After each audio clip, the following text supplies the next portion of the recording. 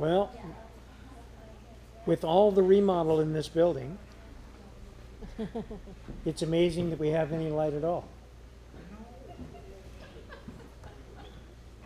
It's coming. If you haven't been before, if you think it looks rough now, you should have seen it 3 weeks ago. It was amazing. Really amazing. It was amazing. Couple of announcements for everybody. Want to remember that services next week are not going to be in this building, but rather are going to be in the fire station. So you want to bring your unsafe friends. In the fire station out at the airport. And at any rate, as I understand it, the address to that is posted on the website, correct? It will be. It will be posted on the website. Okay, so with the number of people who aren't here this morning, please take a moment, give them a call, remind them of that, okay? So when you say the airport, it's not the municipal one that we were at? No, we're out on the base. fire Not the station. municipal one at the base. Almost sent people to the wrong place. It happened in Arlington. It's Station 8. I think it sits on at Station Okay? So, same time, but we're going to be over there. All right? 8. It's the big building before you get to the ghetto.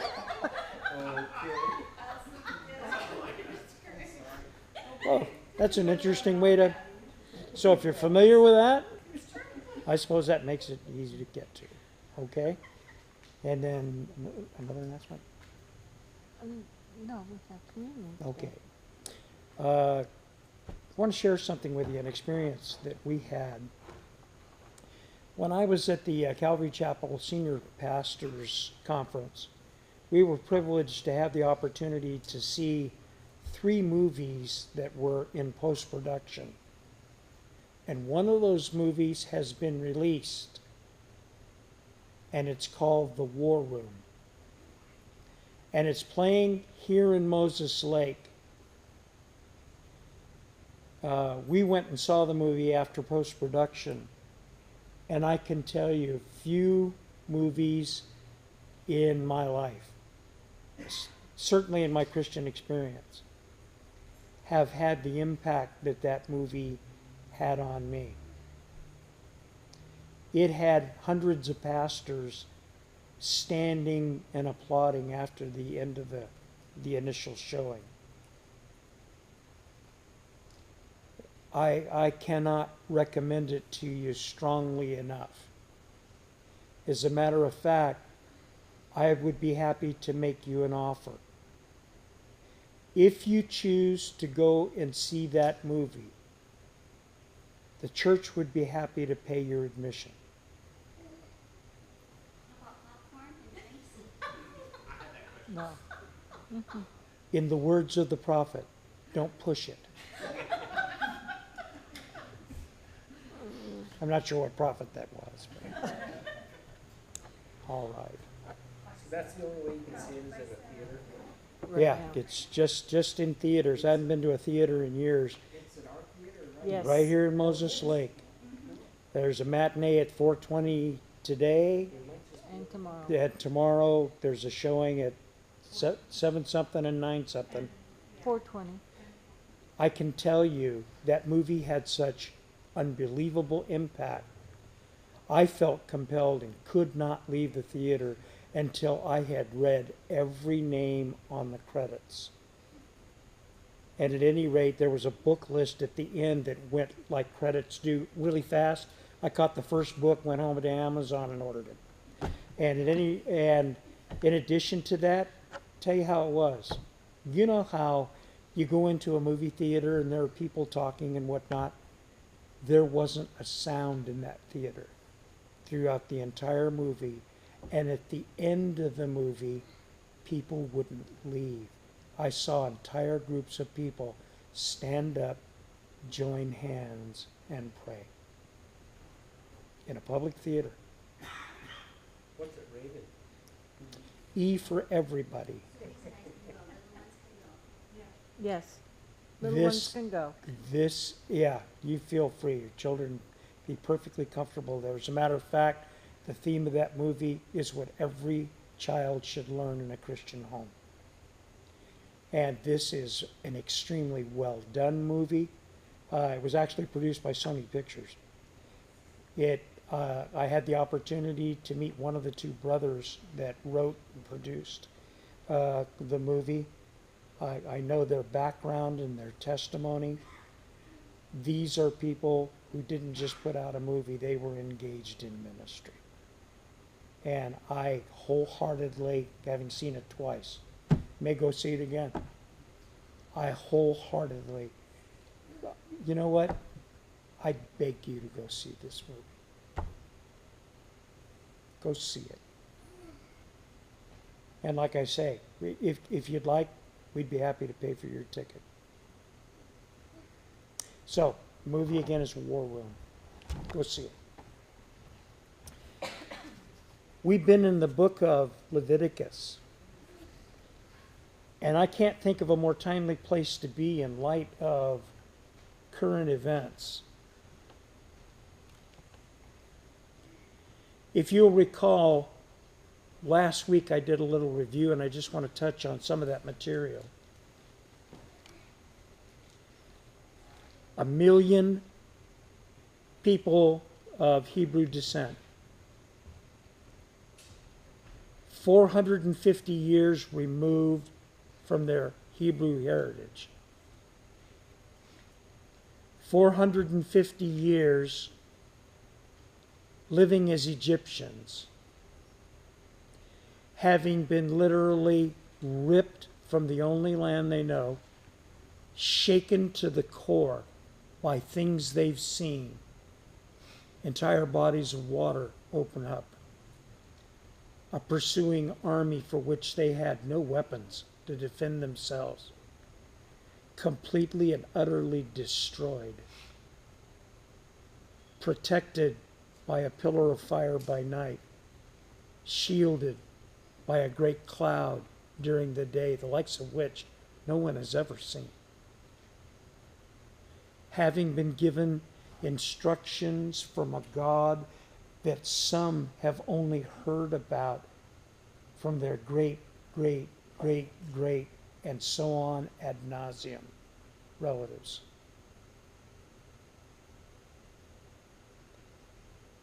Having been placed in situations that were increasingly impossible, no apparent food to eat,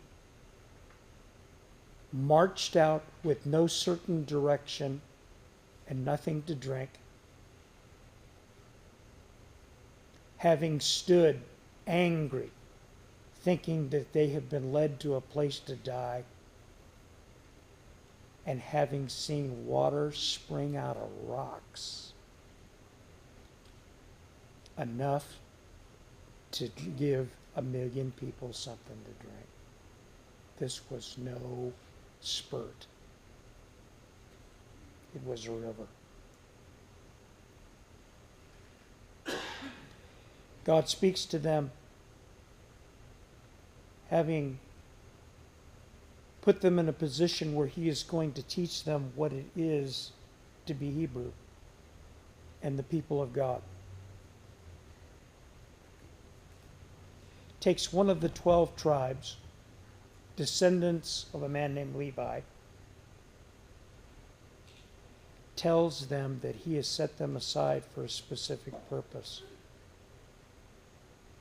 Insists that after they build a strange place to worship that was to be portable and was to be extremely ornate, opens a school, calls the sons of Levi, and in particular, one man and his sons, Aaron, and sits them down for a class in what it is to be his priests, and begins to take these men who are in all reality Egyptians shaken to their core. And he begins in types and shadows, allegories,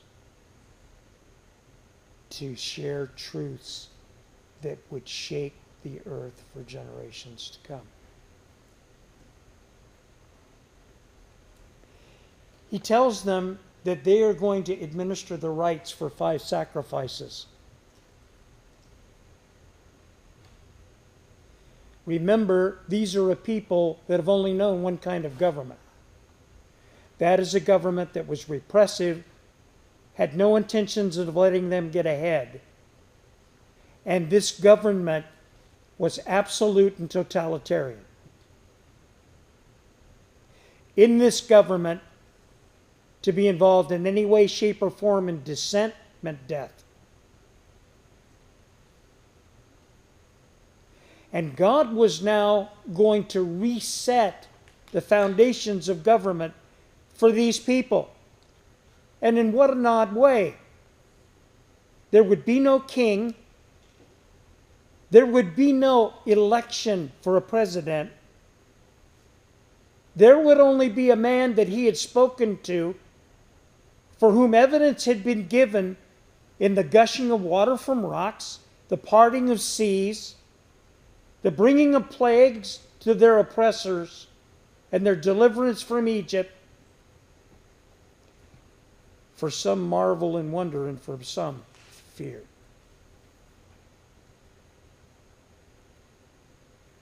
And now he would not begin the formation of the government with a grand assembly,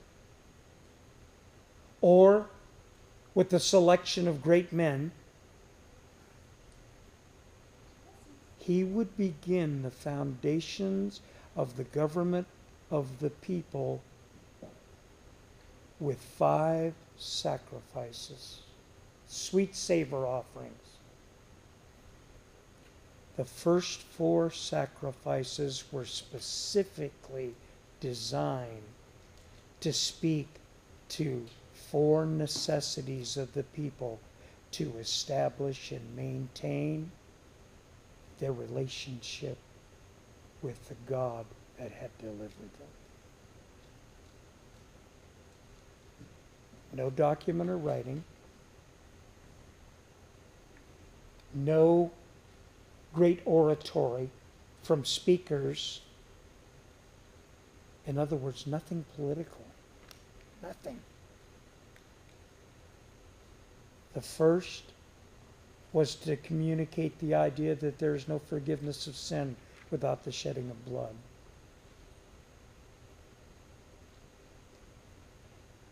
The next would speak in times to come of the body of one who would become the actual sacrifice that was typified in the animal that was sacrificed. The next, after sin was dealt with and that rescuer was identified, would be to show how to establish genuine fellowship, having made an offering, a peace offering, so that the people might know how to bring the covering of blood in a lamb, presented it to God, part of it, the best part, laid on the altar and burned by fire for a sweet savor. And they, having taken part of the offering, also cooked, would sit in the presence of God, and they would eat of the peace offering, and God's portion would rise from the altar in sweet savor.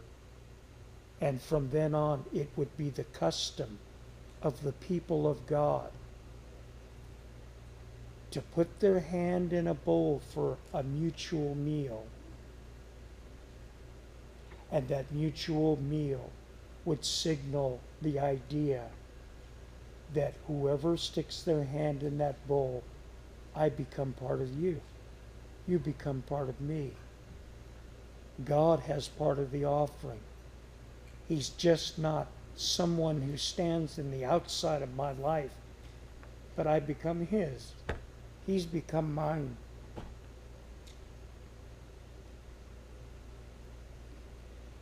And after the fact of having dealt with their sin, having shown them the way to fellowship, fifth offering deals with something very different.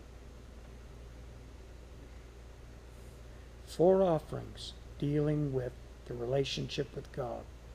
The fifth, how we deal with one another. You see, God knew that no government could bring peace between all people, that no definition by the oratory of men was adequate to establish what was true and what wasn't true. We sit in our country today where our elected officials, the Supreme Court, those who had once been constrained by a people who had a heart and a mind for the God of this Bible, no longer remember his goodness, no longer remember that the Scripture teaches us that what he says is right, and what he says is wrong.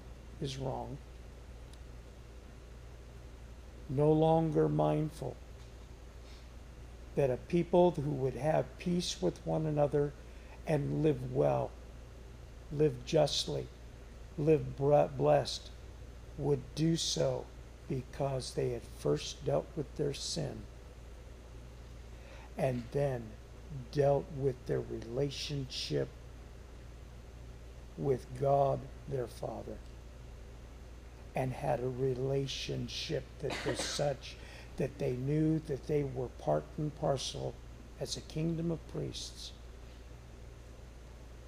having open access before his throne 24 hours a day, 7 days a week, and knowing that when the people fall into circumstances where in their heart of hearts they don't know what to do, could fall on their face before him, and that he would speak to us, and where there was injury, his word would provide mechanisms for repair of the damage,